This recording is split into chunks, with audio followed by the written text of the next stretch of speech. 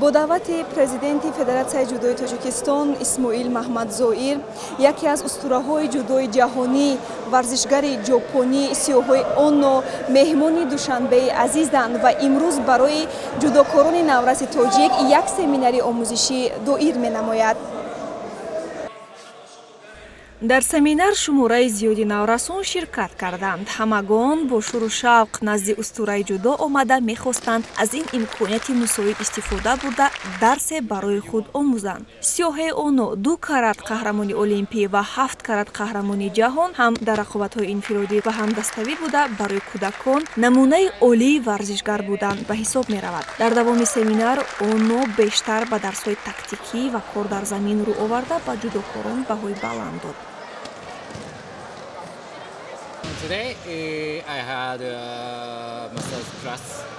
امروز من به بچه‌های تاجیک از تکنیکای خود گفتم. آنها تکنیکای جودو را درک می‌کنند و از توانایی‌شان به خوبی استفاده می‌برند. Tajiki children judoka.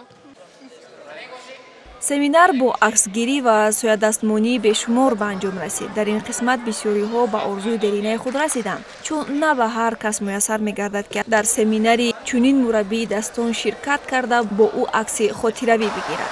به شک چنین سمینارها برای رشد جودوی تاجیک زمینه خوبی به میان می آورد. همزمان این گونه چاره‌بینی ها نشان می‌دهد که چگونه جودو در تاجیکستان ورزش دوست داشتنی است.